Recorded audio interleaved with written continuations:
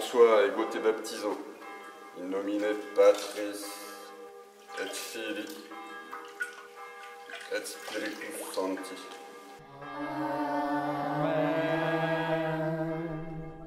Que Dieu réalise sur toi son projet, qu'il te donne la force et le courage pour accomplir les grandes choses auxquelles il te destine, et que tu lui restes fidèle pour l'éternité.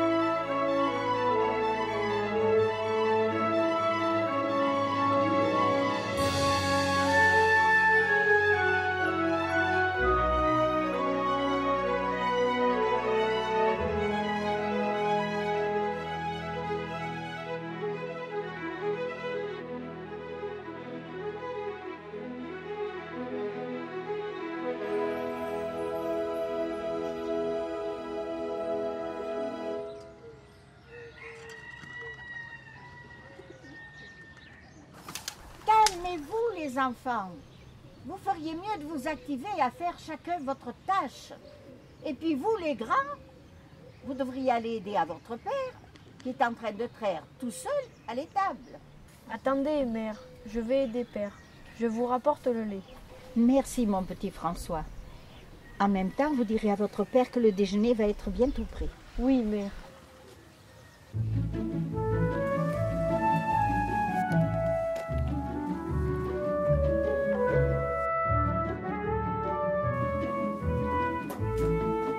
Père, je viens vous aider. Merci, c'est très gentil. Vous pouvez porter ce lait à votre mère. Si fait, j'y cours. Pas si vite. Il ne va pas cailler entre-temps et puis vous risquez de tout renverser. Oui, vous avez raison. Je vous demande pardon.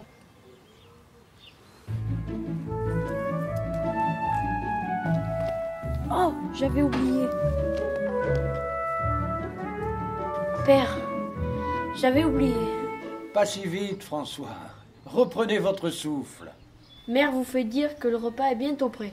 Dites-lui que j'arrive. Ah, cette jeunesse. Toujours aussi pressée, mais si soucieuse de bien faire. Voici le lait, mère. Cet après-midi, puis-je aller jouer dans les champs près de Loudiès? Merci beaucoup mon petit François. Vous pouvez y aller, mais surtout, il faut que vous soyez rentrés pour le souper. C'est promis.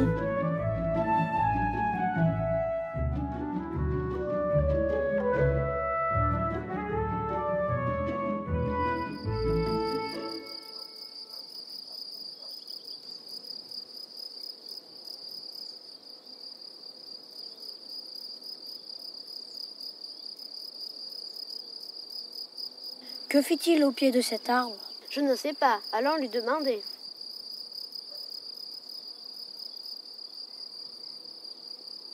À quoi joues-tu, François? Je dis la messe comme monsieur le curé. Vous voulez être mes paroissiens? Ah, pourquoi pas? C'est nouveau ce jeu. Vous êtes d'accord? Oui. Prenez place, la messe va bientôt commencer. Pater, Filius et Spiritus Sanctus Nomen. Amen.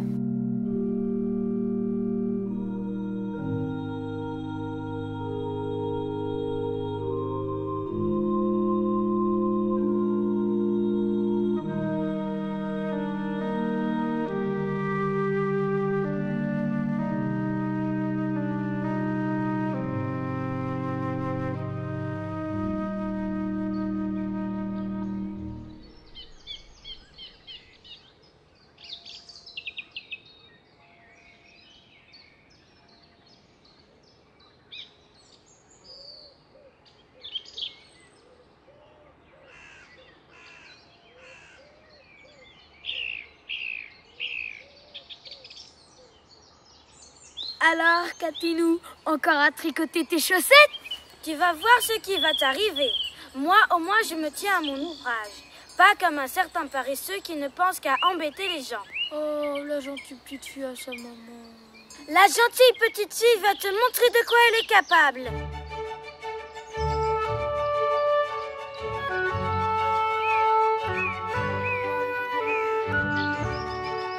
Alors la petite Catinou est en colère? Attrape-nous si tu veux.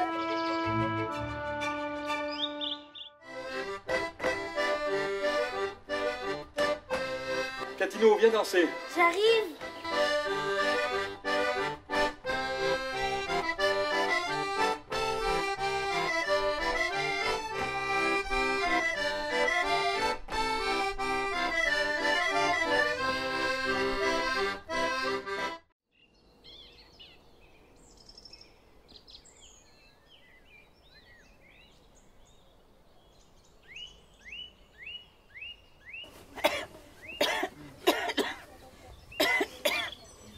Mère, qu'avez-vous?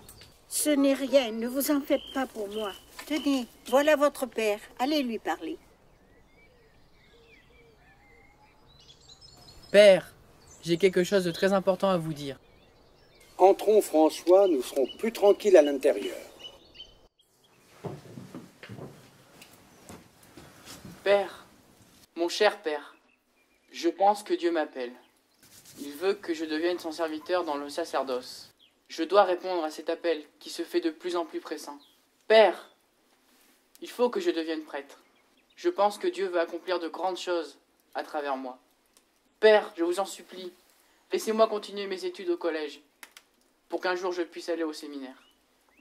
Oh mon cher fils, c'est le plus beau cadeau que Dieu puisse nous faire à travers vous. Sachez que c'est un grand honneur pour nous, pour votre mère et pour moi, que Dieu vous ait choisi. Et vous devez répondre à cet appel. Soyez assurés que votre mère et moi, nous vous soutiendrons toujours dans cette merveilleuse mission, car c'est une mission que Dieu vous a confiée. Merci, mon très cher père. Je suis très heureux que vous ayez compris et accepté cet appel. Je remercie Dieu de m'avoir donné de tels parents.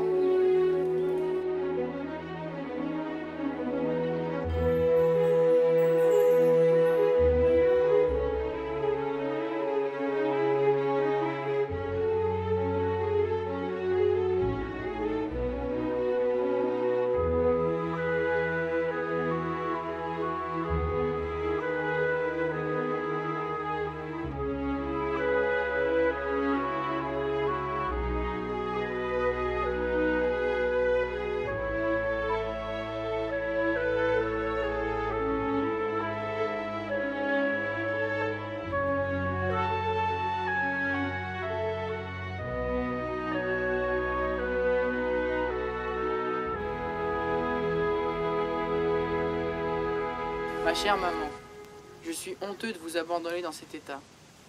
N'est-ce pas égoïste de vous laisser ainsi, alors que je devrais rester pour vous soutenir, ainsi toute la famille? Écoutez, François, vous devez aller au collège pour poursuivre votre éducation. Ne vous souciez pas de moi, le bon Dieu y pourvoira. J'ai vécu ma vie. Maintenant, c'est à vous de vivre la vôtre. Dieu vous appelle ailleurs. Vous devez suivre le chemin qu'il a tracé pour vous. Adieu, ma chère maman. J'espère que vous guérirez vite pour voir un jour votre fils prêtre. Adieu, mon François. Je suis fière de vous. Même si je ne vous revois pas sur cette terre, je veillerai sur vous du ciel. Je prierai tous les jours pour vous. Mais prenez, je vous donne ce crucifix qui est très cher à mon cœur, pour que Dieu vous accompagne et vous protège, mon fils. Merci, maman. C'est le plus beau cadeau que personne ne m'ait jamais fait. J'en prendrai grand soin et il m'accompagnera toute ma vie.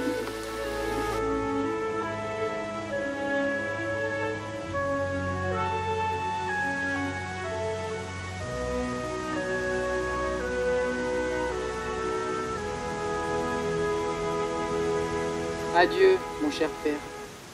Je vous remercie infiniment d'avoir accepté ma vocation. J'espère finir au plus vite mes études pour revenir au pays. Adieu, mon cher fils. Prenez soin de vous et revenez-nous vite.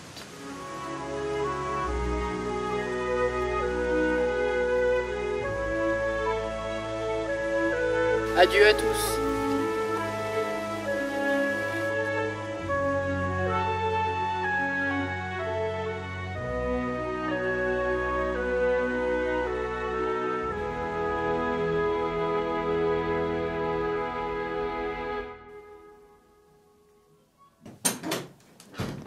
Bonjour François, une lettre pour vous. Une lettre pour moi? Merci, monsieur l'abbé. Je vous en prie. Mon cher fils, quand vous recevrez cette lettre, votre maman aura sans doute déjà quitté ce monde pour le ciel. Mais avant de partir, elle m'a fait promettre de vous écrire. Pour vous rappeler des choses très importantes, je vais essayer de vous les retranscrire au mieux, comme elle me les a dictées. Mon très cher François, Dieu vous destine à une grande mission. Pour l'accomplir, vous devez rester fort et courageux et toujours vous en remettre à Dieu dans les moments difficiles. Vous devez lui rester fidèle jusqu'à la mort. Je ne serai plus sur terre pour vous y aider, mais n'oubliez jamais que je veillerai toujours sur vous de là-haut. Gardez bien le crucifix que je vous ai donné. Il vous aidera à surmonter les épreuves qui vous attendent. Ne vous inquiétez pas, mon cher François. La mort n'est qu'un passage et un jour, nous serons à nouveau réunis et plus rien ne pourra nous séparer. Adieu. Mon Dieu, pourquoi avez-vous rappelé ma chère maman? Pourquoi? Mon Dieu, je vous en supplie de tout mon cœur. Aidez-moi à surmonter cette si dure épreuve. Aidez-moi.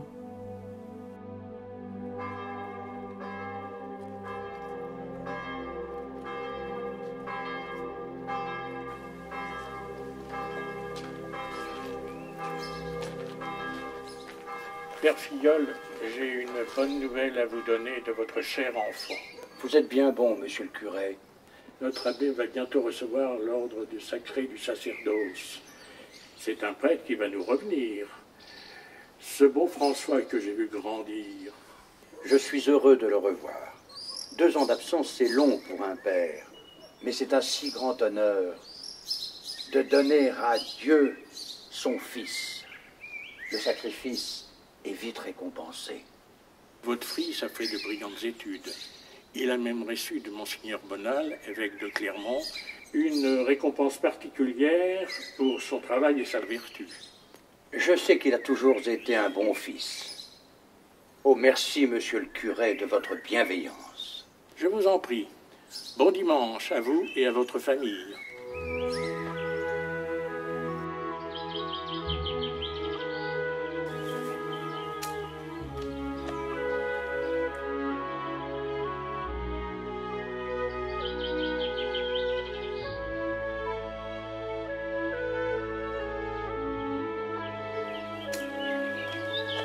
Oh, mon cher fils,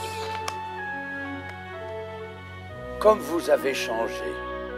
Il est vrai que vous êtes prêtre maintenant, un pasteur de Jésus-Christ. Quel grand bonheur pour moi. Quel bonheur pour moi aussi de revenir à la maison après tant d'années. Je me revois encore enfant, en train de courir ici, avec mère assise sur le bailli, et vous dans l'étable en train de traire les vaches. En attendant, entrez, mon fils, pour vous rafraîchir un peu.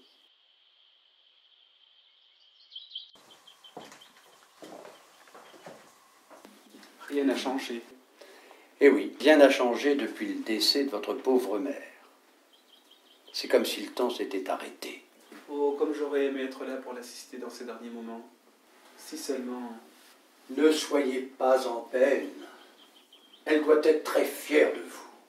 Mes frères, mes sœurs, Jean, Catherine et les autres. Jean a épousé une fille Bergeron du Fayet, près de Brajac. Catherine est mariée avec Michel Joannet de Goutel. chacun vit sa vie, je suis bien seul maintenant. Et vous, combien de temps pensez-vous rester ici? Malheureusement, bien peu de temps, car j'ai reçu une proposition pour devenir précepteur des enfants de M. Ternalaplo à Mauriac. Quel dommage! À peine arrivé, vous voilà déjà parti.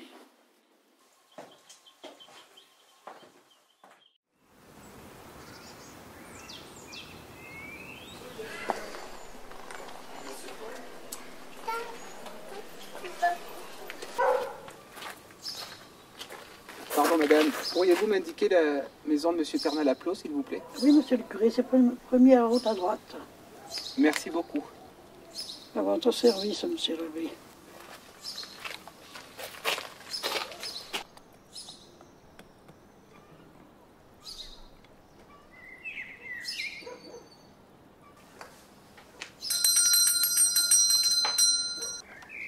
Bonjour, je suis François Filleul. Puis-je m'entretenir avec M. Ternalaplo? Ah, vous êtes le nouveau précepteur des enfants? Entrez, je vous en prie.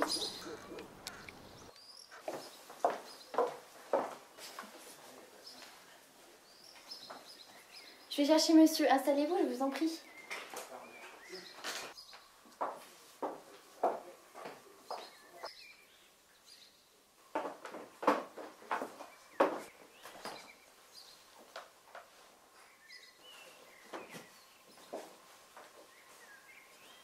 Cher monsieur l'abbé, c'est un plaisir de faire votre connaissance. Tout le plaisir est pour moi. Je vous présente ma mère et ma femme. Je suis très honoré d'avoir été choisi pour accompagner vos enfants dans leurs études. Je vous en prie, ne restez pas debout, asseyez-vous. Marie, apportez-nous des rafraîchissements. Avez-vous fait bon voyage? Vous devez être fatiguée. Non, ce n'est rien. J'ai l'habitude.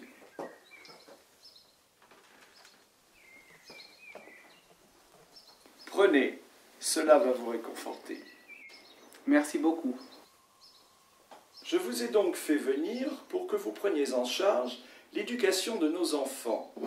En effet, ils sont encore jeunes, mais je souhaiterais que vous leur appreniez les bases de l'écriture et de la lecture. De fait, il n'est jamais trop tôt pour s'instruire. En effet, je vais vous les présenter. Volontiers. Ma chère, où sont les enfants? Ils sont partis jouer dans le jardin, je vais les chercher.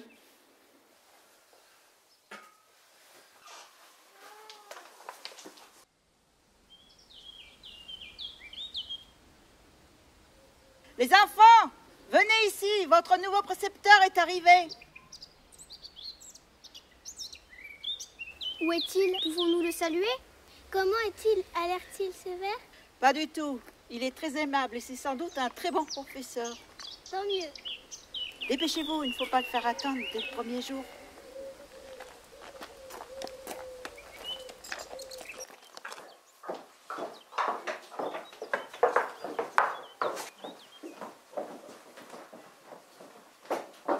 Monsieur l'abbé, voici vos futurs élèves. Je vous présente Armand, notre aîné, Catherine, la cadette de 9 ans, Louise, de 7 ans, Madeleine, de 6 ans, et la petite dernière, Suzanne, qui vient de fêter ses 4 ans. Enchanté les enfants. Quand commenceriez-vous les cours? Comme vous l'entendez, je suis disponible dès à présent si vous le souhaitez. Excellent. Vous pouvez commencer tout de suite. Les enfants vont vous montrer la pièce où vous leur donnerez cours.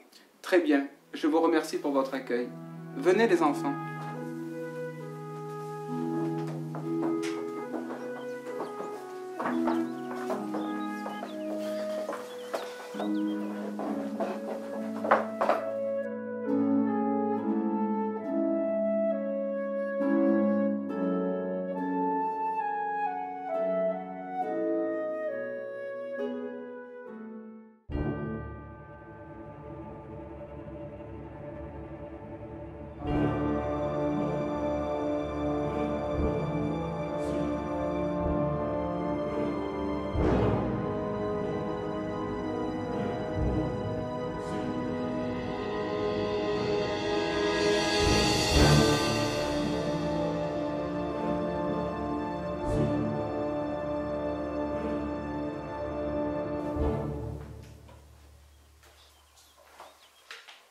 Tenez, prenez ceci, comme convenu dans notre contrat.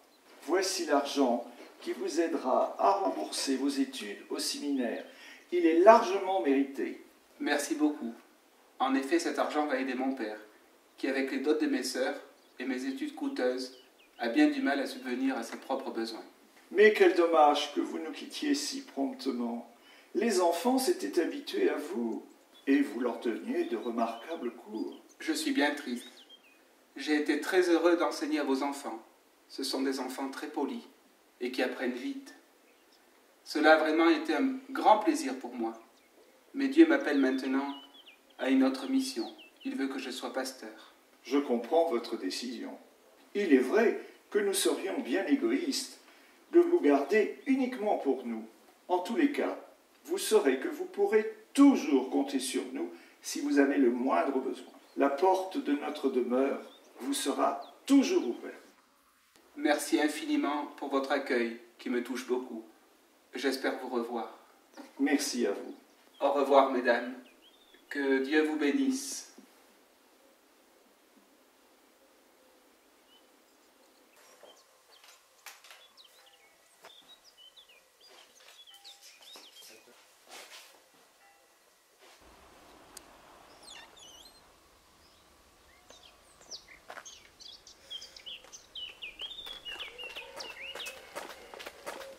Au revoir, Monsieur l'abbé. Revenez vite nous voir. C'est promis.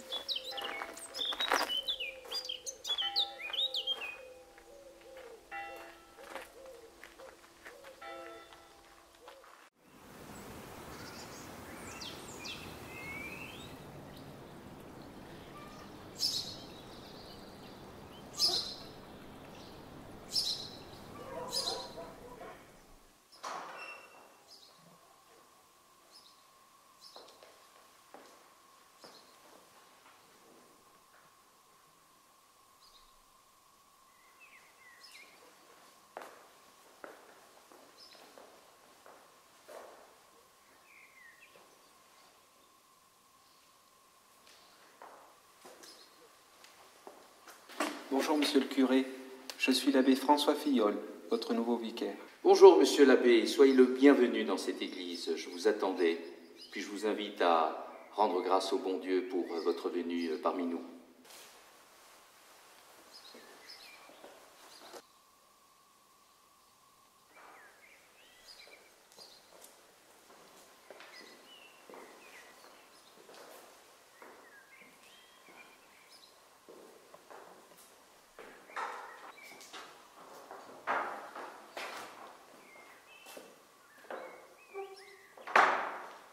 À présent, monsieur l'abbé, je vais vous montrer votre nouveau logis. Suivez-moi.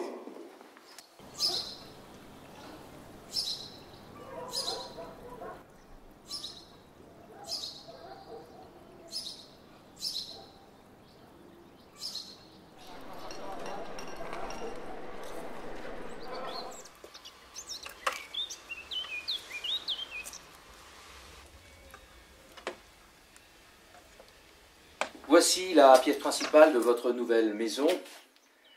J'espère que vous êtes chez vous désormais ici. J'espère que vous y serez bien. Vous devez avoir soif. Voulez-vous boire quelque chose? Volontiers. Merci beaucoup pour votre accueil. C'est chose tout à fait normale entre confrères.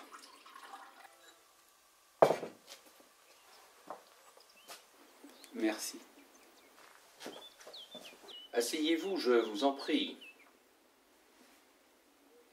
Je sens que je vais me plaire ici. Vos paroissiens, qui sont aussi les miens maintenant, me semblent animés des meilleures vertus chrétiennes. Oui, on peut le dire, on peut le dire. Vous vous plairez certainement ici. La paroisse de Drujac compte certainement parmi les meilleures du Doyenné. Le zèle religieux des habitants est remarquable, un bon esprit y règne en permanence. J'ai vraiment toutes les raisons d'être heureux d'être leur curé, et je pense que vous aussi vous y plairez et que vous serez sensible à la gentillesse des paroissiens. Je n'en doute pas. Les gens d'ici sont profondément croyants. Dieu règne véritablement en personne dans les cœurs et dans les esprits. Et il faut espérer que cette foi simple mais forte saura résister aux événements inquiétants qui s'annoncent, à la violence qui se prépare. Et dans ce contexte, en tant que prêtre, nous avons un rôle important à jouer et nous devons nous y préparer.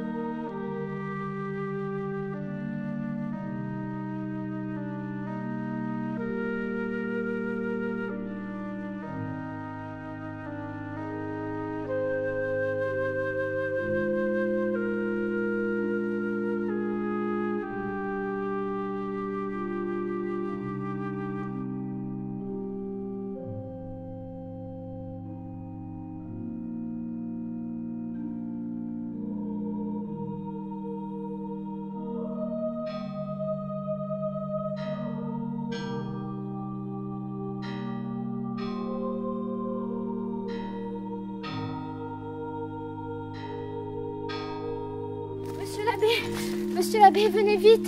C'est la mère Maury, la fin est proche. J'arrive tout de suite.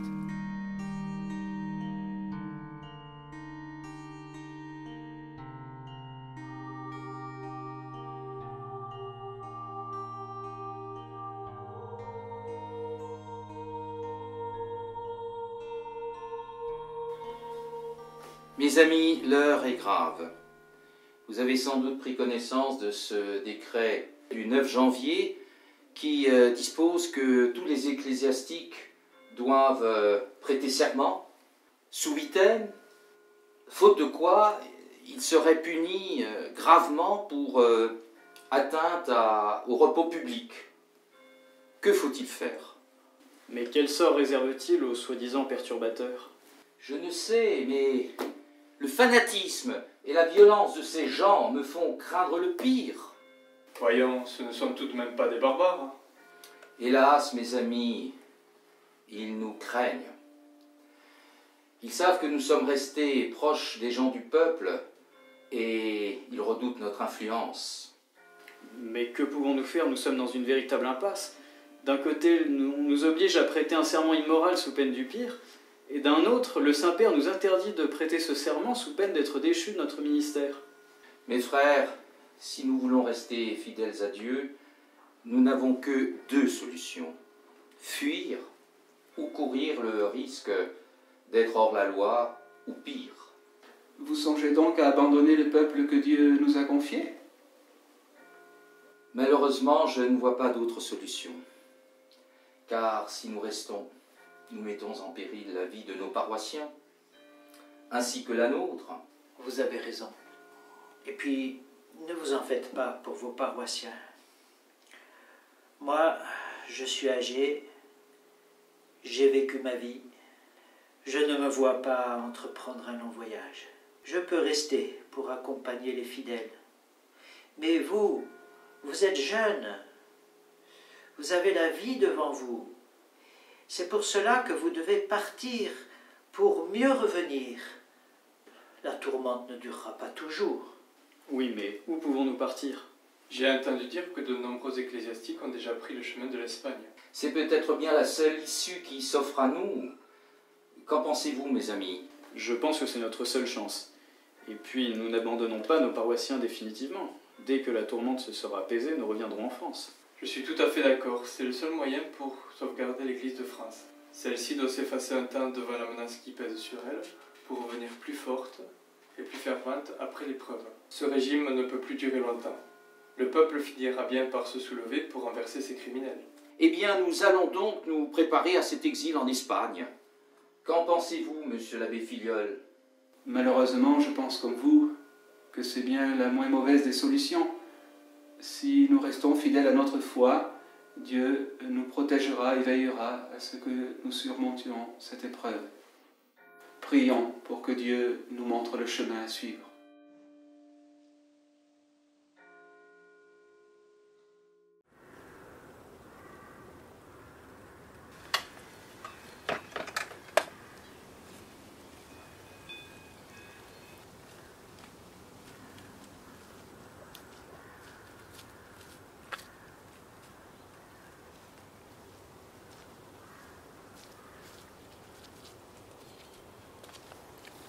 Dépêchons-nous, dépêchons-nous, nous allons nous faire repérer. Les autres nous attendent, nous sommes déjà en retard. Je comprends comme il est difficile de quitter ce pays qui nous a vu naître et qui nous est si cher. Mais il faut partir maintenant. Il en va de notre vie. Oui, vous avez raison. Quitter le pays est difficile.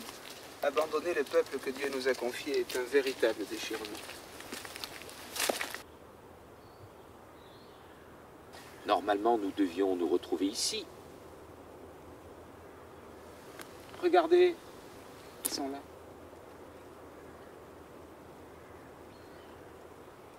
Partons vite. Oui, oui, allons. Attendez, vous ne vous imaginez tout de même pas partir ainsi dans cette tenue jusqu'en Espagne? Pourquoi donc? Avez-vous pensé au risque que nous courons si nous nous faisons repérer? Je pense qu'il nous faut quitter l'habit ecclésiastique si nous voulons avoir une chance de nous en sortir. N'oubliez pas que nous fuyons vers l'Espagne. Ce n'est pas le moment de se faire repérer. Oui, vous avez raison. De toute façon, même si nous ne sommes pas reconnus prêtres à l'extérieur, nous demeurons prêtres à l'intérieur. C'est cela seul qui importe. Hâtons-nous. Nous tenterons de vous trouver des habits civils dans le prochain village.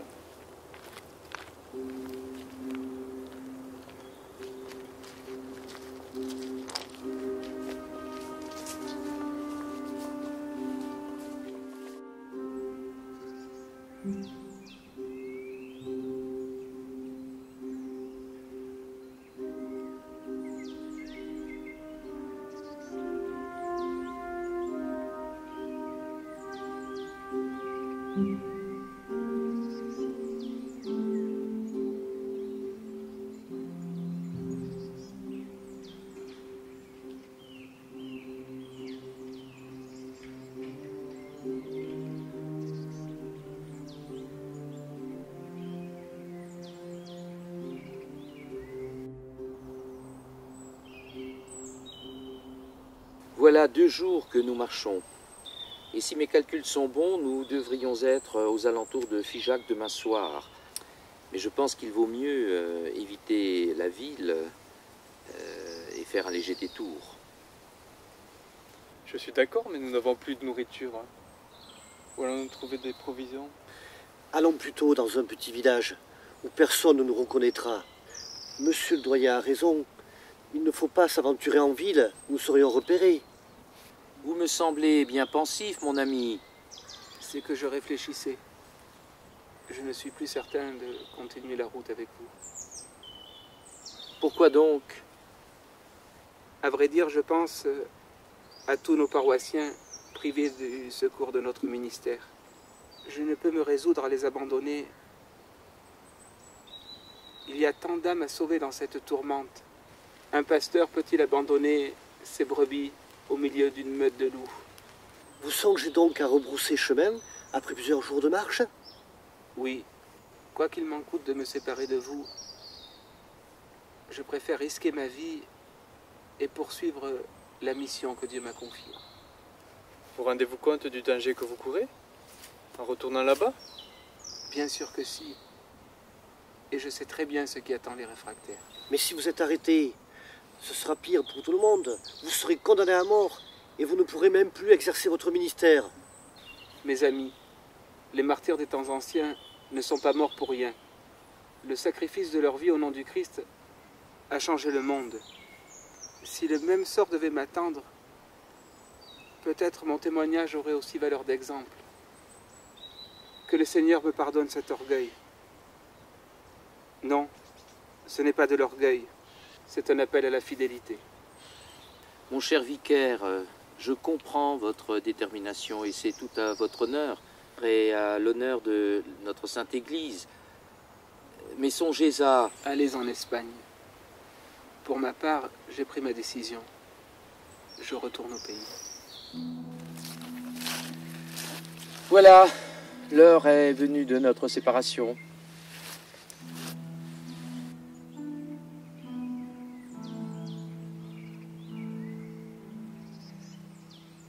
Que Dieu vous bénisse, qu'il vous donne la force d'accomplir votre sacerdoce et votre ministère jusqu'au bout.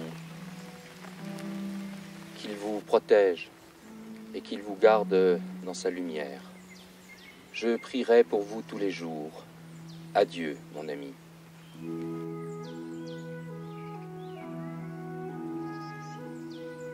Merci beaucoup. Et que Dieu vous accompagne et vous guide sans encombre jusqu'en Espagne. Je prierai également pour vous tous. Adieu.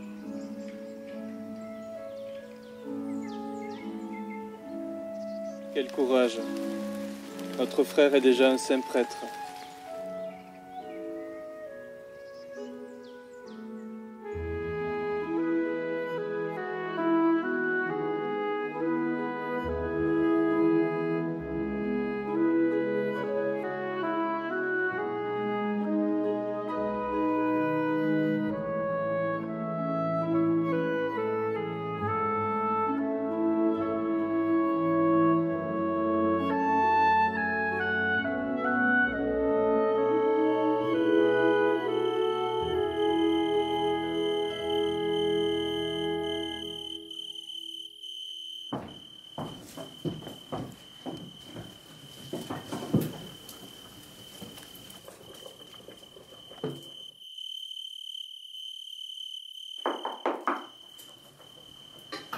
Qui peut bien venir frapper à cette heure?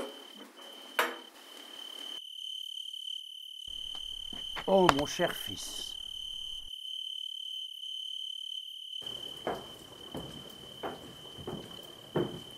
Ballotte, apportez donc une assiette de soupe à mon fils. Oh, volontiers, père. Cela fait plusieurs jours que j'ai rien mangé. Je suis épuisé.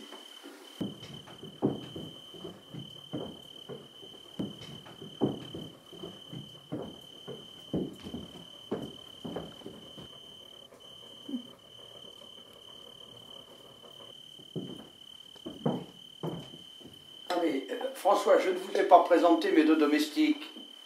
Ballotte et Martin. Mes respects, monsieur François. Oui, je me fais vieux maintenant. Je n'arrive plus à assumer tous les travaux de la ferme. Vous avez raison de vous faire aider.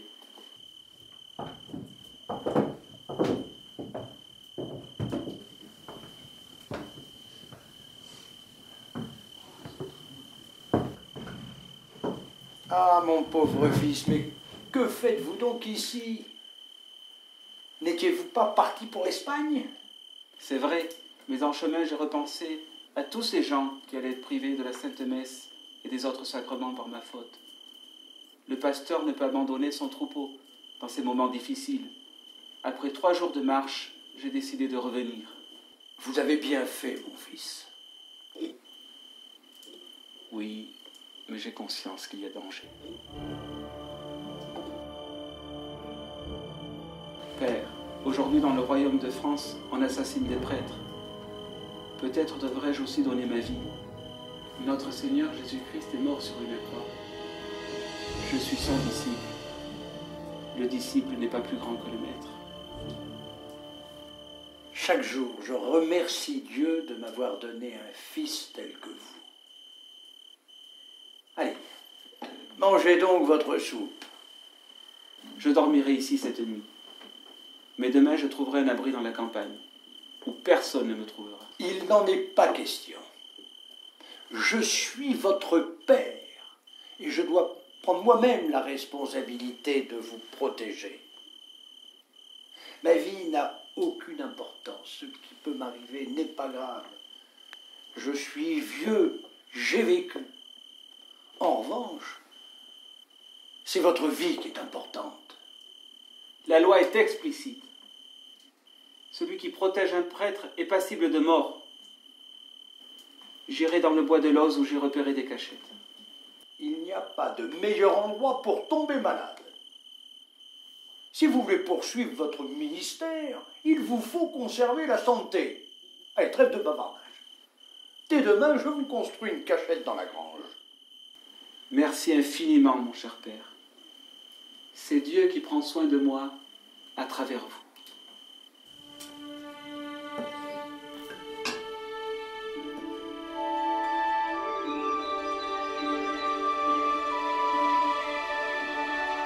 Père, mais vous vous donnez beaucoup trop de mal pour moi. Mais François, Vous êtes en danger. Comprenez qu'il faut vous protéger. Vous savez, plus rien ne m'attache à cette terre vile et méprisable quand je regarde vers le ciel. François, vous ne pouvez pas nous abandonner. Il faut que vous viviez. C'est en ce moment que nous avons le plus besoin de vous. Je le sais bien. Et c'est bien d'ailleurs pour cela que je suis revenu au pays. Avez-vous besoin d'aide? Allez chercher Mathurin. J'ai besoin de son aide.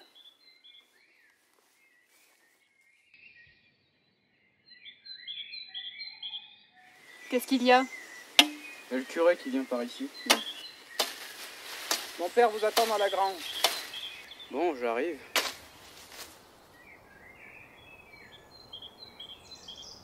Attendez, j'ai à vous parler. J'ai vu votre conduite à tous les deux hier soir. Inutile de vous dire ce que vous avez fait, vous voyez de quoi je veux parler. Mon père a eu la bonté de vous engager et vous osez vous conduire ainsi sous son toit? C'est pour nous faire ce sermon que vous êtes venu jusqu'ici? Dépêchez-vous. Mon père vous attend dans la grange. Je viens. Pour qui se prend-il, ce curé? T'en fais pas. Il nous perd un jour, ça je te le jure.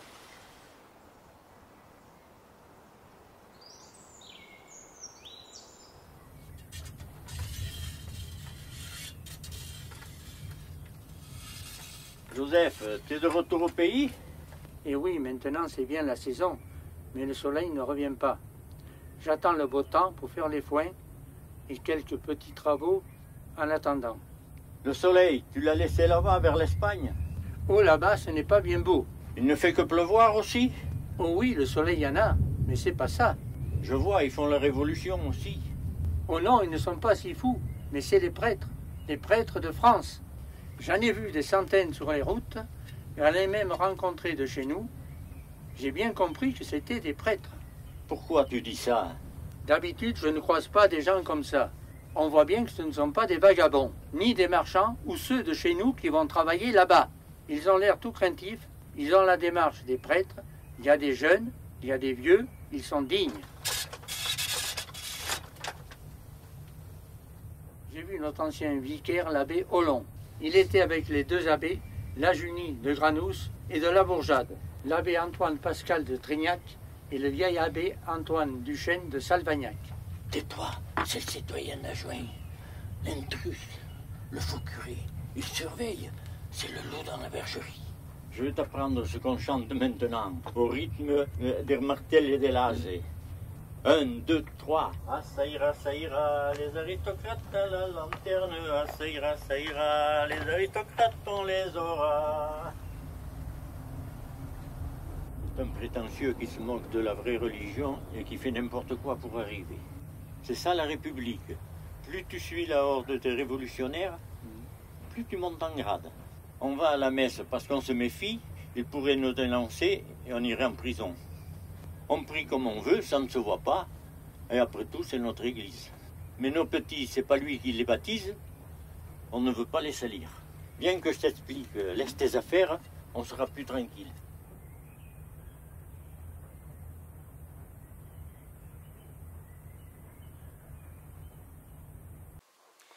Citoyens de Plot, réjouissez-vous. Moi, citoyen d'Agen, j'ai la grande joie et le privilège d'être messager de la République au nom du citoyen évêque. Ainsi, c'est avec bonheur que je vous annonce le triomphe de la religion nationale. Cependant, afin de garantir un culte fidèle et sans faille à la nation, toute chapelle et oratoire considérés comme lieux de superstition devront être fermés sur le champ. Remercions notre glorieuse déesse de la raison pour son aide dans ce combat républicain. Vive la République, vive la liberté.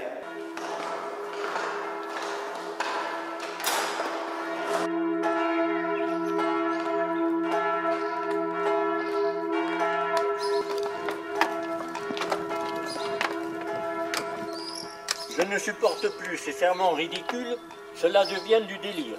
Oui, je crois bien qu'il a perdu l'esprit.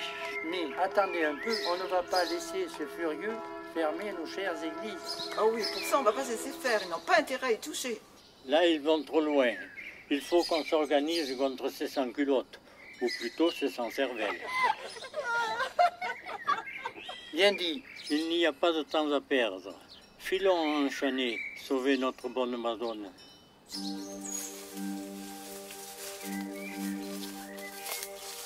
Bon, hé, la voie est libre, mais il faut se dépêcher.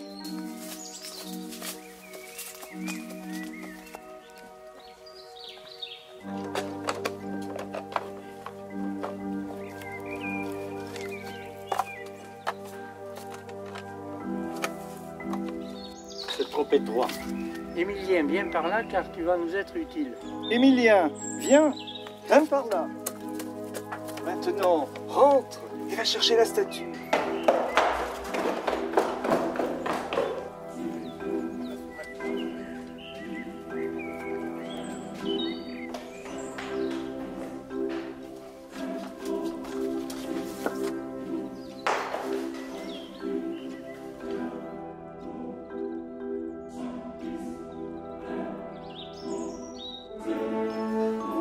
Émilien, dépêche-toi, les gendarmes arrivent.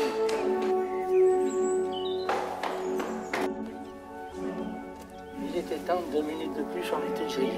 Dépêchons-nous de filer maintenant.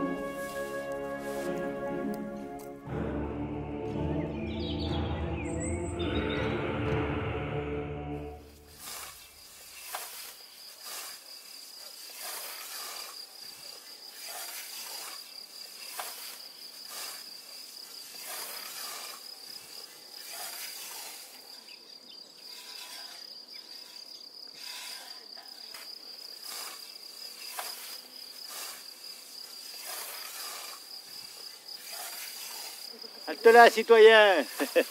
N'avez pas vu quelques calotins dans le coin? Des calotins? Je ne vois pas ce que vous voulez dire. En revanche, si vous cherchez le citoyen d'Agen, il est dans son presbytère de Plot. Vous ne le trouverez pas ici. Vous me prenez pour un imbécile? Vous voyez de quoi je veux parler? N'avez-vous pas vu l'abbé Filiol ou un autre curé anti-républicain? À part le foin qui me reste à rentrer, je n'ai rien vu d'autre depuis ce matin. Inutile de perdre notre temps avec cette tête de mule. On n'en tirera rien. Continuons notre chemin.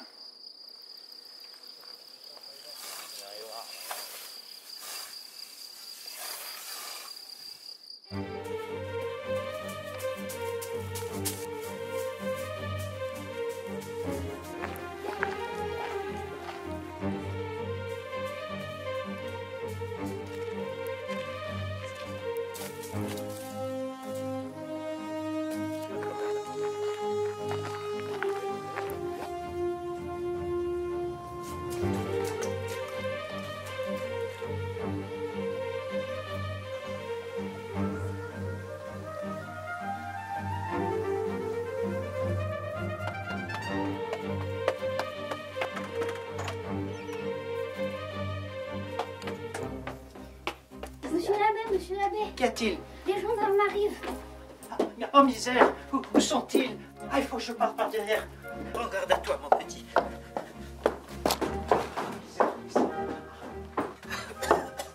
Courage.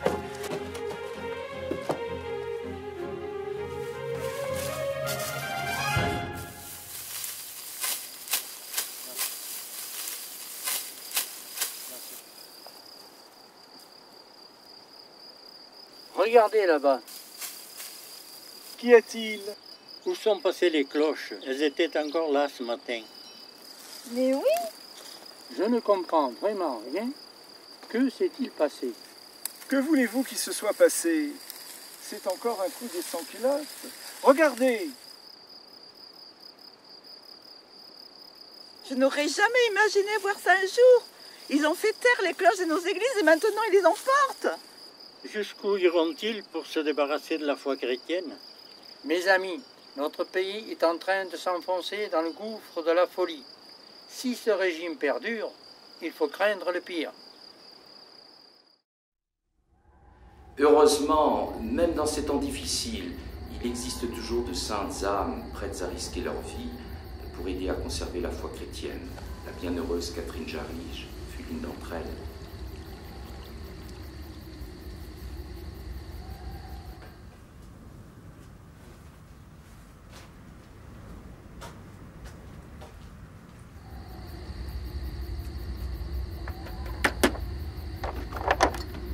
Ah, c'est vous? Entrez vite.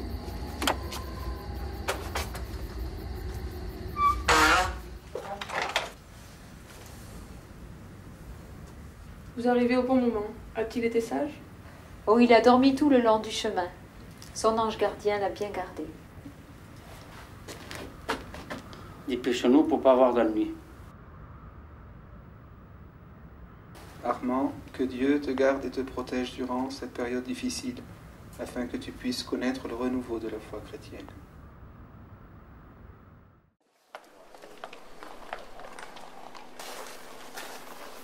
Comment allez-vous, monsieur le curé?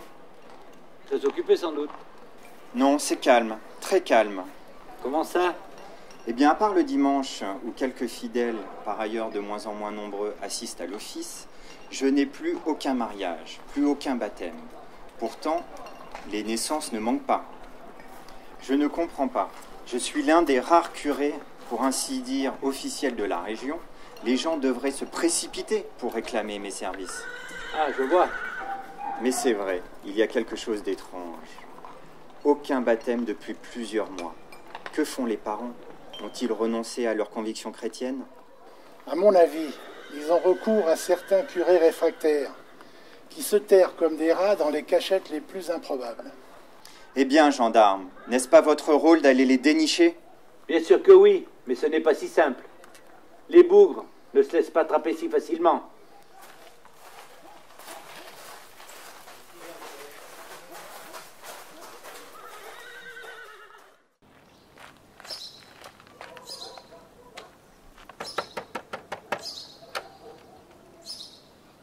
Je vois, entrez vite. Je vais prévenir Monsieur Ternat.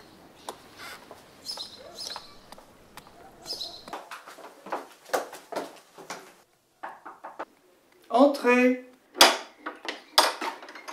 Monsieur, venez vite. C'est Catherine Charige, la menette. Ah, je vois. Allez vite prévenir notre bon abbé. Je descends sur le champ.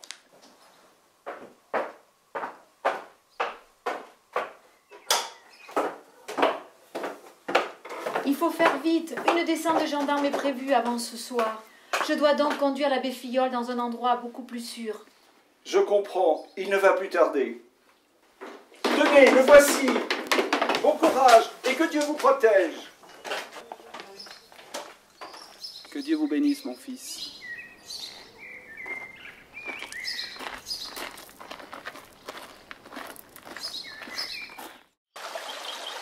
Ma fille, votre courage est un don du ciel.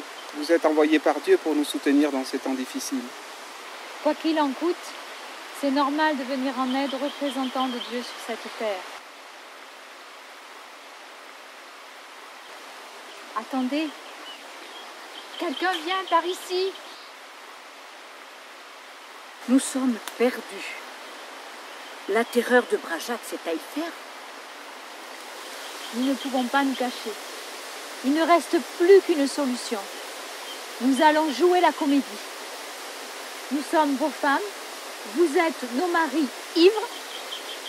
Vous allez suivre mon jeu et tout se passera bien. On peut tenir droit là. Allez, voilà.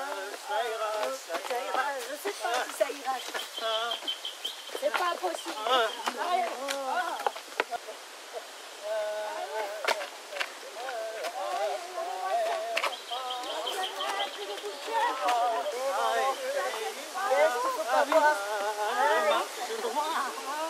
Allez, mon pauvre pétarou, tu seras toujours le même, un pauvre boisson soif qui dépense tout le fruit de son travail dans les auberges pendant que les enfants meurent de faim à la maison. Tiens, tu mériterais que je te livre à ces gendarmes. Eux, ils sauraient bien te dresser. En voilà assez, je t'interdis de me traiter ainsi devant les gendarmes. De quoi je vais avoir l'air maintenant? D'un pauvre ivrogne, sale et égoïste. Tu me paieras ça un jour. Va au diable, toi et tes réprimandes. Je t'interdis de lever la main sur moi. Femme, laissez vos maris profiter de la vie. C'est cela. Et qui va nourrir nos enfants? Oh, ma pauvre, il n'y a pas que ton mari qui est un véritable ivrogne. Regarde le mien. Ces deux-là, faut pas les laisser ensemble. Mamie, du calme, du calme. On n'a pas bu le tonneau. Et vous avez assez bu pour ne plus savoir ce que vous racontez. Silence, les femmes, on brûle assez. Sinon quoi, misérable, ivrogne? Allez, rentrons à la maison. Nous réglerons nos comptes. Allez! Ah, je voudrais pas être à la place de ces deux hommes. Diable, qu'est-ce que cela? Comme vous y allez, citoyenne. À la place de vos hommes, je vous jetterai à la rivière. Décidément, vous ne valez guère mieux qu'eux. Au lieu de nous défendre comme cela serait votre rôle, vous vous moquez de nous. Nous, honnêtes citoyennes. Je ne sais pas ce que penseraient vos chefs. Mieux vaut les laisser se quereller entre eux.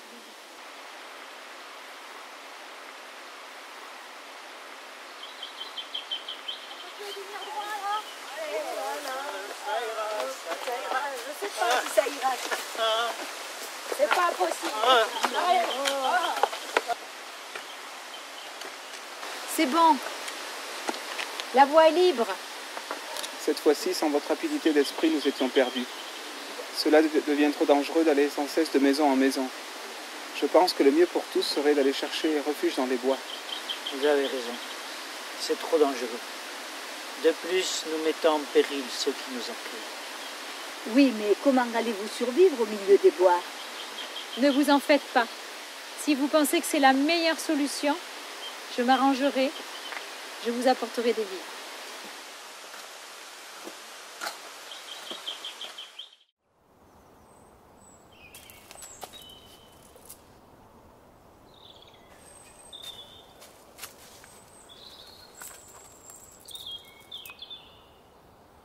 Ah, ça ira, ça ira, ça ira, les aristocrates à la lanterne. Ah, ça ira, ça ira, ça ira, les aristocrates à la Halte là. lanterne. Ah, ça ira, ça ira, ça ira. Silence. Vous savez pas chanter le ça ira? On n'est pas là pour chanter. D'où viens-tu? De par là. Mais où de par là? Eh bien, de par là. Et où vas-tu? Par là-bas. Mais où par là-bas? Tu te moques de nous, Catinon? Eh bien, par là-bas. Si tu veux pas répondre, on va t'emmener pour te mettre en prison. Vous voulez me mettre en prison? Eh bien, tant mieux, vous serez obligé de me donner du pain. Ça tombe bien parce que j'en ai pas trop. Pas la peine de perdre du temps avec cette folle.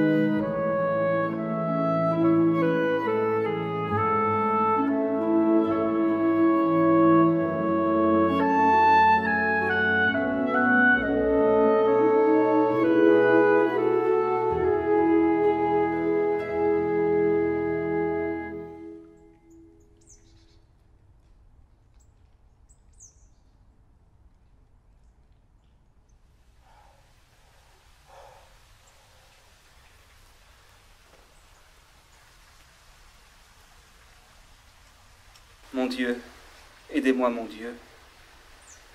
Vous qui m'avez confié cette croix si lourde, aidez-moi à la porter. Je suis exténué. Vous savez que je vous aime de toute mon âme et de tout mon être. Je ne pourrai plus tenir longtemps comme ça. Je suis prêt à vous donner, à vous offrir ma si méprisable vie pour apaiser votre colère contre cette France rebelle à vos commandements.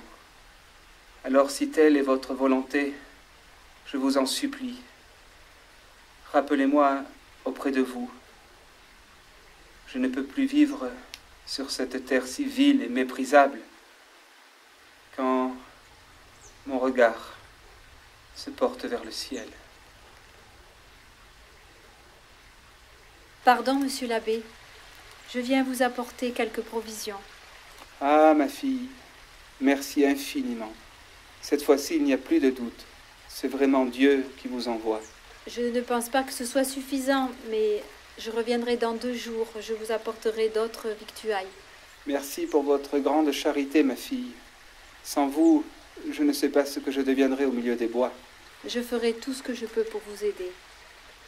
Mais vous ne tiendrez pas longtemps ainsi. Il faudrait que vous reveniez de temps en temps dans votre famille. À vrai dire, je commence à y songer. Ce sera beaucoup mieux ainsi. Et puis, en cas d'alerte, je viendrai vous prévenir. Encore merci à vous. Ne me remerciez pas. C'est tout à fait normal.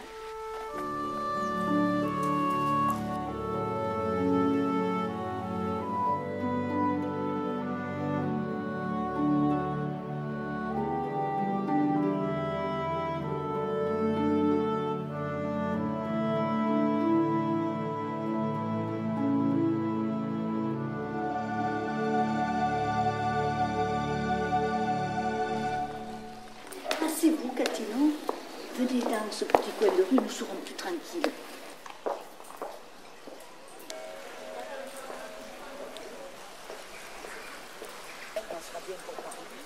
Comment va la filleule? Il est épuisé. Il ne supporte plus d'être traqué nuit et jour par les gendarmes. J'essaie de le réconforter comme je le peux. Mais je vois bien qu'il n'a qu'un seul désir, celui de rejoindre sa chère mère au ciel. C'est vraiment un saint. Demain, je lui apporterai encore quelques provisions. Mais vous n'avez jamais peur la nuit seule dans les bois? Oh non, le bois de buis de mon chapelet me rassure. Ma main ne tremble pas. Et puis, je ne suis pas seule. Comment? Vous n'êtes pas seule? Oh, que non! Et qui donc est avec vous? Le bon Dieu.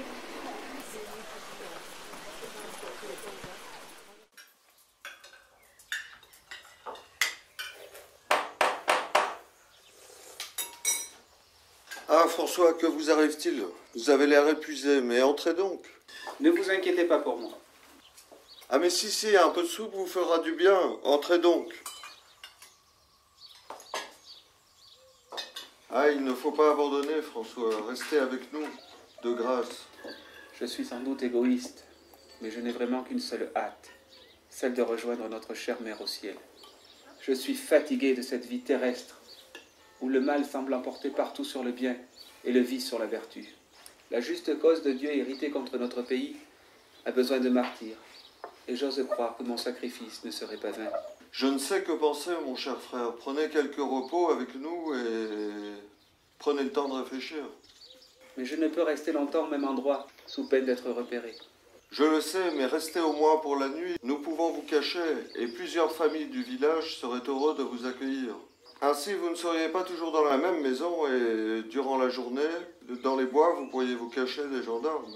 Merci infiniment pour votre hospitalité.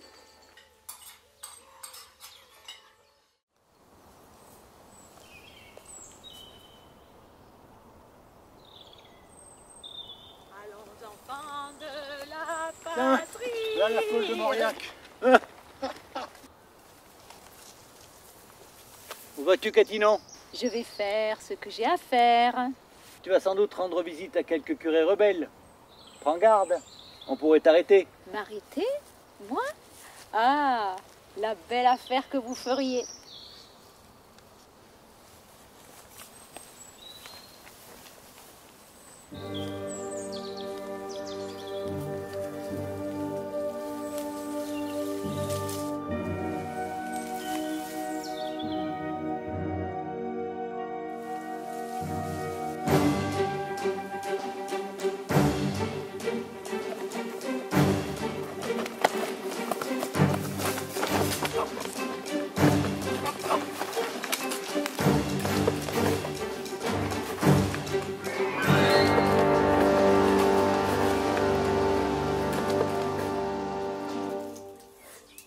Merci infiniment, mon cher Joseph, pour votre hospitalité. Mais je ne peux rester plus longtemps. Je dois rentrer à Bouval. Père doit s'inquiéter. Que Dieu vous protège, cher frère. Je prierai tous les jours pour vous. Et revenez-nous vite. Merci infiniment, Joseph. Que Dieu bénisse votre famille.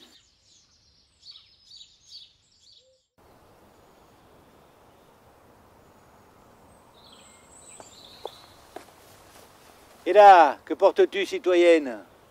Ce que je porte. Mais vous êtes bien curieux.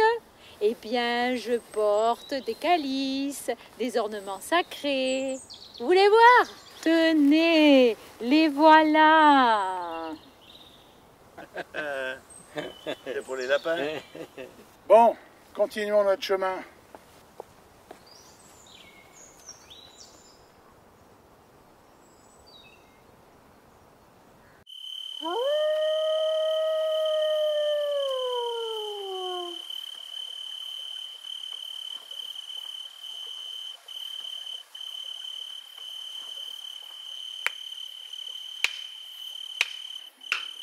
Qu'est-ce que c'est? Répondez vite, c'est un signal.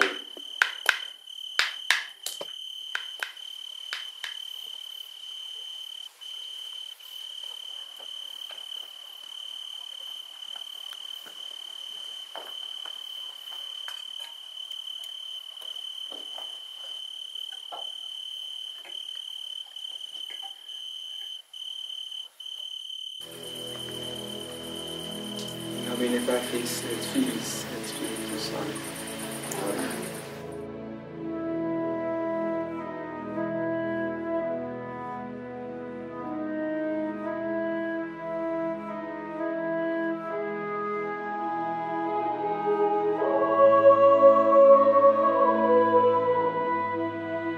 Mon Seigneur et mon Dieu,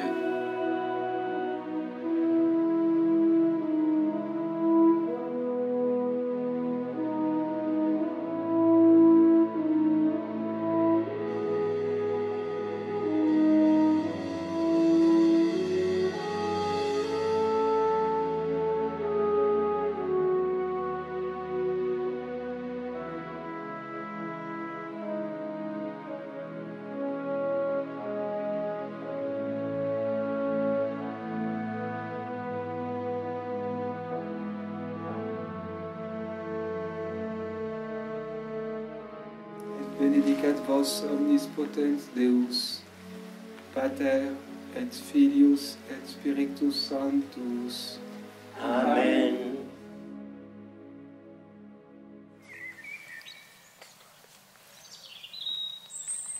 Revenons à la passion de notre Seigneur Jésus-Christ. Pourquoi a-t-il accepté de mourir sur la croix? Pour nous sauver. Très bien. Et pourquoi a-t-il accepté de mourir pour nous, qui commettons tant de péchés? Parce qu'il nous aime. Vous rendez-vous compte, existe-t-il une plus grande preuve d'amour que celle de donner sa vie, sa propre vie? Regardez ce crucifix. C'est le dernier cadeau que ma maman m'a offert avant de partir au ciel. Depuis ce jour-là, je lui ai promis qu'il m'accompagnerait toute ma vie, surtout dans les moments difficiles. Quand je suis triste et découragé, je le regarde et je pense à ce grand sacrifice d'amour que Jésus a fait pour nous sauver. Quand vous voyez un crucifix, pensez toujours à cela. Le Seigneur vous aidera durant toute votre vie. C'est merveilleux. Pouvons-nous embrasser votre croix? Bien sûr, les enfants.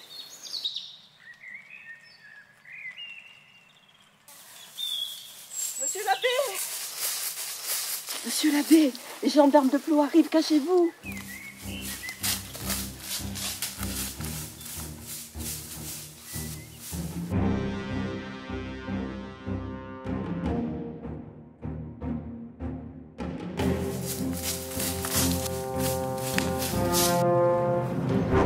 Bien le bonjour, citoyen. Qu'est-ce qui vous amène ici? Ne faites pas les innocents. Nous savons très bien que vous tentez d'aider Scalotin de Filleul. Cette fois-ci, nous le tenons. Où l'avez-vous vu pour la dernière fois? Répondez.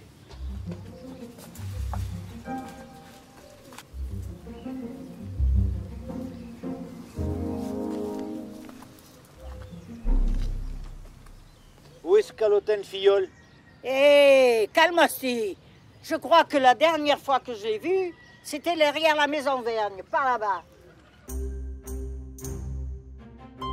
Ces paysans tentent de nous distraire.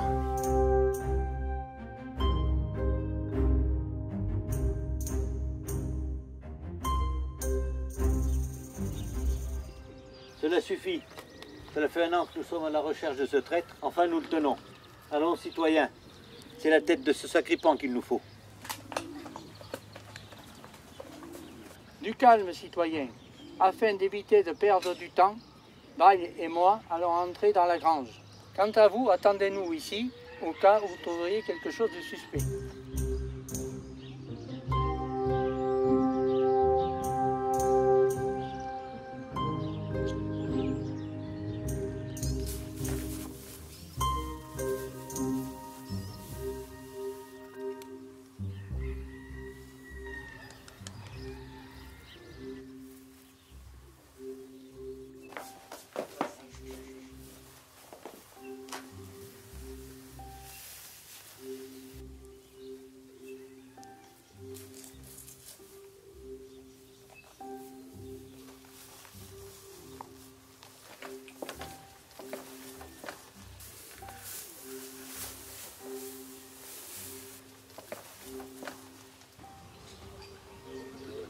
Par ma foi, ce bougre de calotin a disparu. Je ne trouve rien. Trop tard, camarades. Notre oiseau a déniché. Ces paysans nous ont fait perdre du temps. Voilà encore une fois que ce sale curé nous échappe.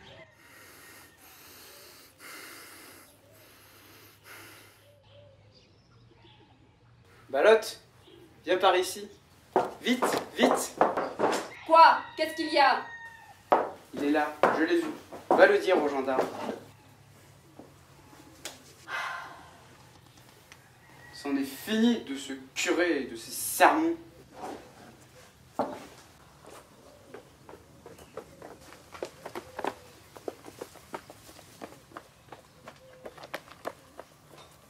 Citoyens, ne partez pas encore. Le curé que vous cherchez est bien caché là. Je l'ai vu. Je vous jure. Voyons, vous n'allez pas croire les propos de cette fille hallucinée. Vous voyez bien qu'elle n'a pas toute sa tête. Cela ne coûte rien. Allons jeter un autre coup d'œil. Mais attendez, Pourquoi attendre? Tu serais complice de ces gens? nous, complices d'un calotin, vous divaguez. Trêve de bavardage, citoyens. Allons-y.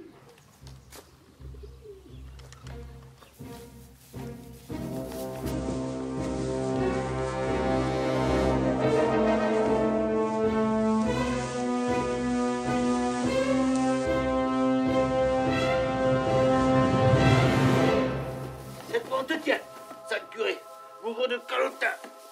Après tous les mois que tu nous as fait courir. Débarrasse-toi un petit peu plus vite. François! François! Non, non, par pitié. Ne m'enlevez pas mon cher fils. Mais êtes-vous donc sans cœur? Vous ne comprenez pas la détresse d'un père séparé de son fils? Laissez-moi mon fils! Laissez-moi mon fils! François! Père, je vous en supplie, Père, ne pleurez pas pour moi. François! François! François! Bon débarras.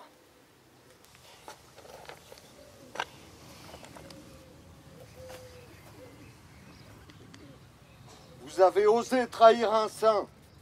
Cet acte ne vous portera pas chance, croyez-moi.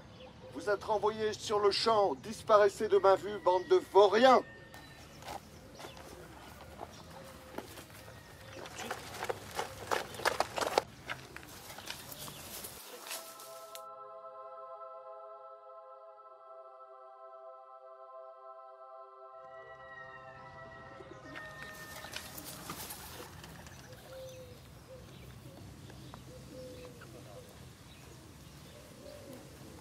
Pas si vite. Libérez l'abbé ou vous allez tâter de nos bâches. C'est ça. Si vous croyez nous faire peur, vous vous trompez. Ôtez-vous de notre chemin. Rendez-nous d'abord l'abbé. Oh! Oh! Non, ne versez pas de sang inutilement. Mes amis, laissez-nous passer. Je comprends votre peine, mais ne pleurez pas pour moi. Je pense que je serai mieux dans le monde qui m'attend. N'oubliez pas, nous nous reverrons un jour. De là-haut, je prierai pour vous et j'intercéderai auprès de notre Seigneur pour que les Français retrouvent la foi de leurs ancêtres et notre pays la paix. Mais pour l'heure, la France est coupable. Il faut du sang de martyr pour apaiser la colère de Dieu.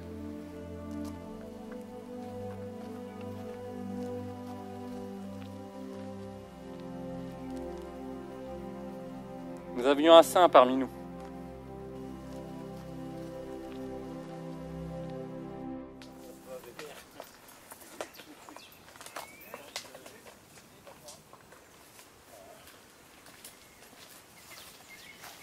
Si tu tiens à la vie, il est encore temps de prêter serment. Hein. Jamais je ne renierai ma foi. Je suis résolu à mourir.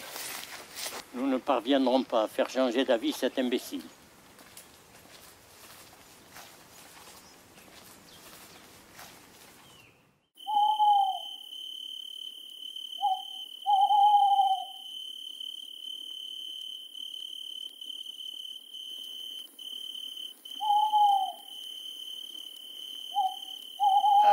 Encore un as.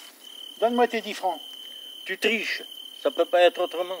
Je suis simplement meilleur joueur que toi.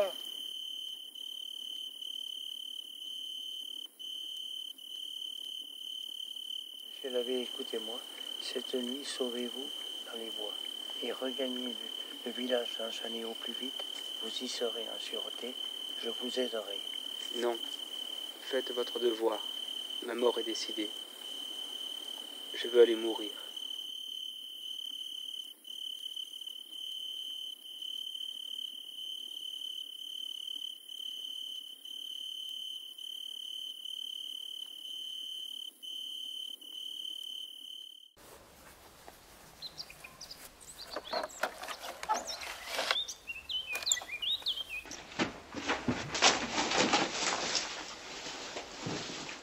Entre là-dedans, sale curé.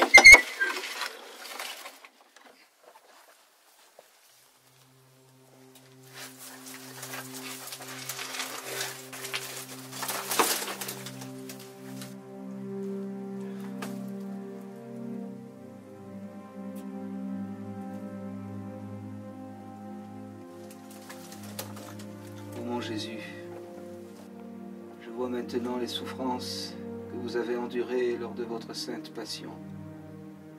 Je suis heureux d'y prendre part, mais je vous en prie, aidez-moi à rester ferme comme le roc jusqu'au bout. Je suis heureux de vous offrir ma vie, mais je vous en supplie. Faites que ma mort ne soit pas vaine et qu'elle serve à apaiser cette tourmente qui s'est abattue sur la France, fille aînée de l'Église.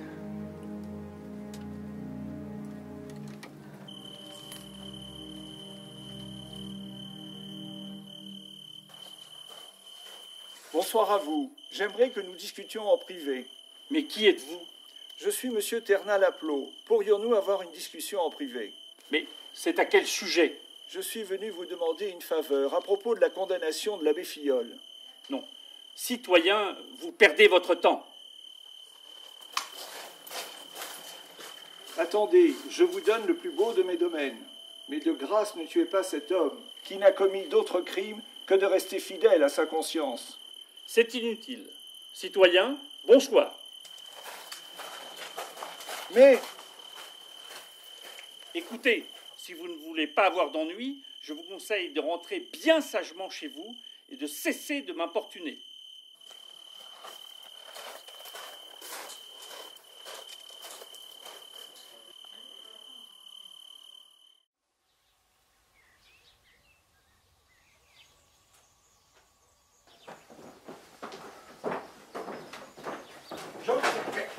Je le tiens. Que me voulez-vous? Lâchez-moi! Citoyen Filleul, vous êtes en état d'arrestation en attendant d'être condamné à 6 ans offerts pour avoir commis le crime de cacher le prêtre Filleul, rebelle aux lois de la République. Lâchez-moi! Lâchez-moi! Je n'ai fait que protéger mon fils. Mais la République n'a-t-elle aucun sentiment humain? Emmenez-le! Non! Non, non, non, non. Tu fouilles la maison et tu récupères tous les écrits et les correspondances du curé Fillol. Non, emmenez-le. Non.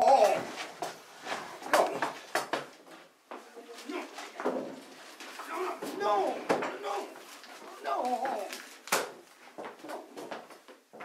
Laissez-moi. Laissez-moi. Laissez-moi. Non. Laissez-moi. Laissez-moi. Laissez-moi. Non. Non,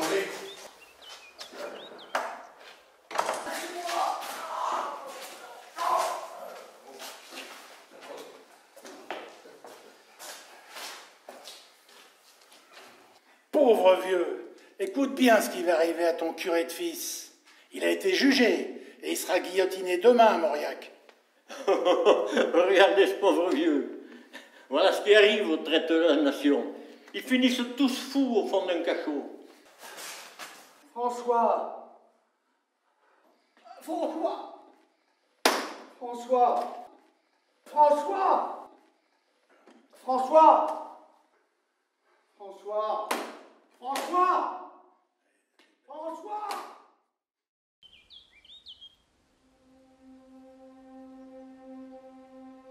Des profondeurs, je crie vers toi, Seigneur. Écoute mon appel. Que ton oreille se fasse attentive au cri de ma prière. Mon âme attend le Seigneur. Je suis sûr de sa parole.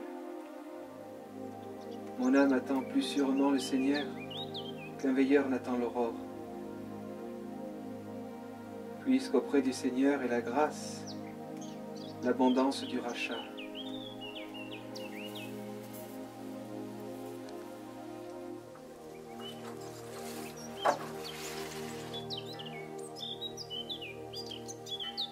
Ton heure est venue, curé.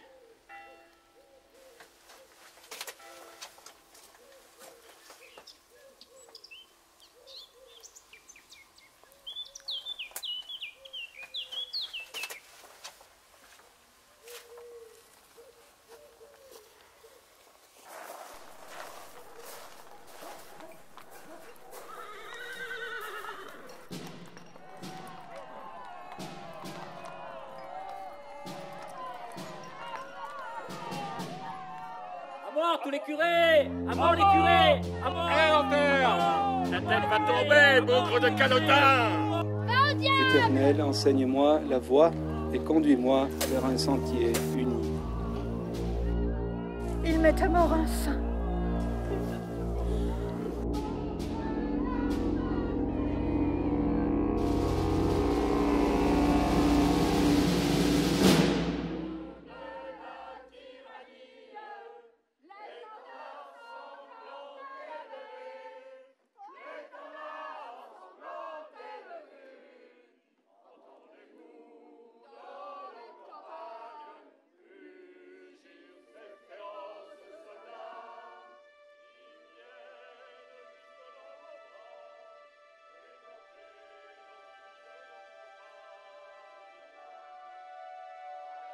Je n'ai que cela, mais prenez-le et faites votre travail car vous me rendez un grand service.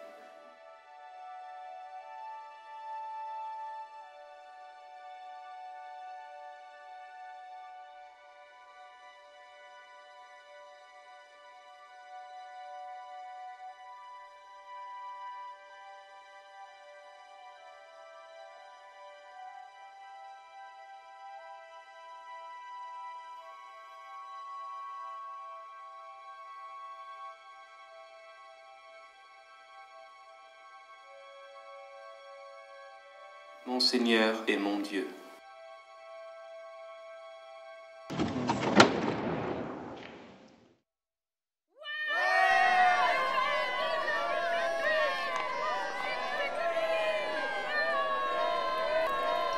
Si tu n'arrêtes pas ça tout de suite, tu y passeras toi aussi.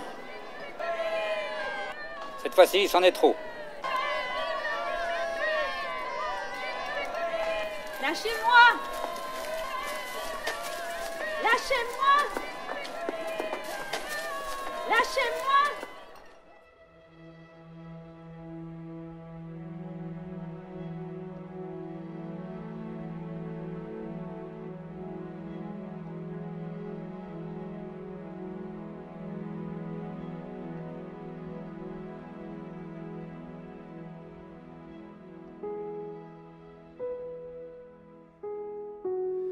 L'abbé Filiol tomba, comme tombe la fleur des champs courbée sous les autans et desséchée par l'automne sous la faux tranchante qui la coupe.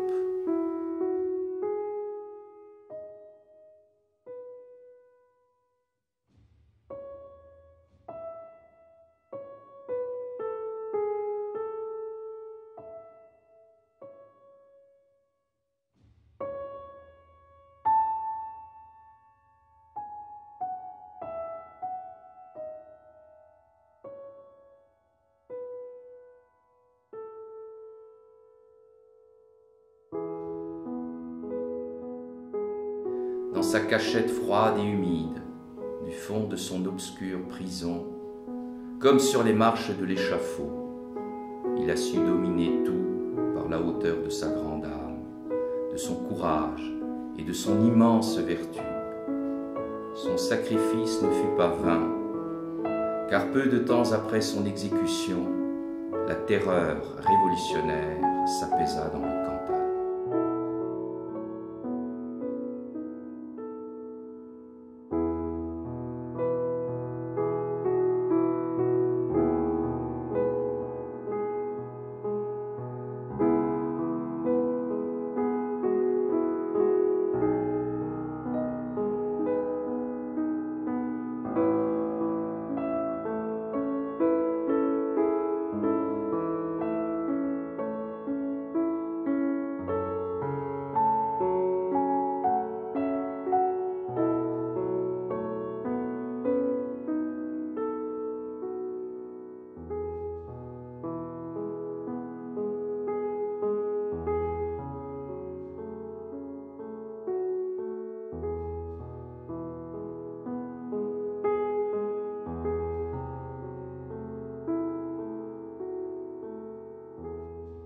Glorieux martyr, du haut du ciel, veille sur nous et sauve-nous.